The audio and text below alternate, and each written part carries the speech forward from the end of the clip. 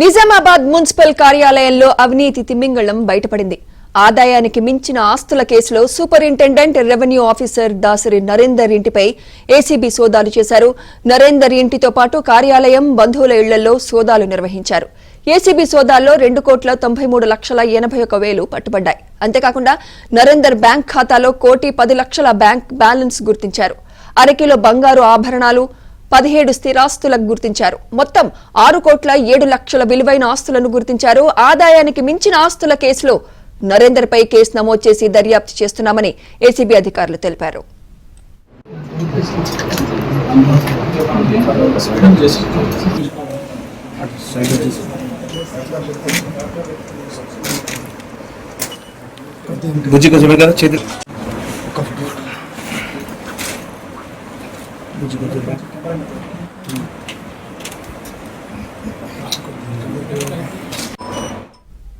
ఇదే అంశంపై latest updates మా ప్రతినిధి శ్రీపతి అందిస్తారు. శ్రీపతి, ఎక్కడెక్కడ సోదాలు నిర్వహిస్తున్నారు? Sripathi. Sumitra, Nizamabad municipal corporation revenue department superintendent Narender ఇంట్లో సోదాలు దాదాపు పూర్తిగా వచ్చాయి. నిజామాబాద్ నగరంలోని వినాయక్ నగర్ లో అశోక్ టవర్స్ లో 209 ఫ్లాట్ లో నరేందర్ నివసిస్తున్నాడు. అదే ప్రస్తుతం నరేందర్ నివాసంలో దాదాపు సోదాలు పూర్తయ్యాయి. అలాగే కోటగల్లి ప్రాంతంలో ఉండే నరేందర్ వాళ్ళ తల్లి, అమ్మ వాళ్ళ ఇంట్లో కూడా సోదాలు జరిగాయి. అలాగే నిర్మల్లో వాళ్ళ భార్య తరఫు కుటుంబ సభ్యుల ఇంట్లో సోదాలు జరిగాయి.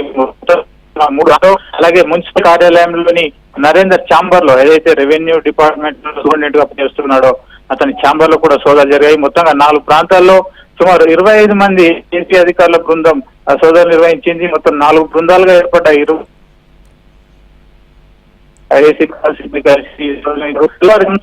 క్రితం వరకే మొత్తం దాదాపు 12 నుంచి 14 గంటల పాటు ఈ సోదాలు కొనసాగాయి. ఈ సోదాలో భారీ ఎత్తున నగలు పట్టుబడ్డాయి. అలాగే స్థిరాస్తులకు సంబంధించిన డాక్యుమెంట్లు పట్టుబడ్డాయి. బ్యాంకు పాస్ పుస్తకాలు దొరికాయి. వీటన్నిటి విలువ దాదాపు 6,50,00,000 వరకు ఉంటుందని కొద్దిసేపటి క్రితం ఏసీబీ అధికారులు అధికారికంగా వెల్లడించారు.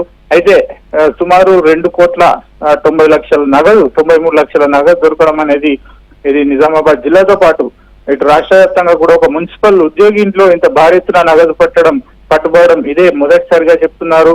అంటే ఒక కింది స్థాయి ఉద్యోగి నరేందర్ ఏదైతే మున్సిపాలిటీలో ఒక చిన్న స్థాయి ఉద్యోగిగా ఉద్యోగం పొందారు. ఆ తర్వాత ప్రమోషన్ల ద్వారా ప్రస్తుతం రెవెన్యూ విభాగంలో సూపరింటెండెంట్ స్థాయికి వచ్చాడు. ఈ కింది స్థాయి ఉద్యోగి ఇన్నేళ్ల పాటు ఒక నిజామాబాద్ మున్సిపాలిటీలోనే పనిచేయడము, అలాగే ఈ ప్రాంతంలో ఇటు అధికారులతో కావచ్చు, అలాగే రాజకీయ నాయకులతో కావచ్చు ఆయనకు సత్సంబంధాలు నెలకొవడము, అలాగే అడ్మినిస్ట్రేషన్ లో ఆయన పట్టు సాధించడం వల్ల ఇలాంటి అవినీతి అక్రమాలకు అవకాశం ఏర్పడిందని చెప్పి ప్రస్తుతం మున్సిపల్ వర్గాలకు కూడా చర్చ జరుగుతుంది.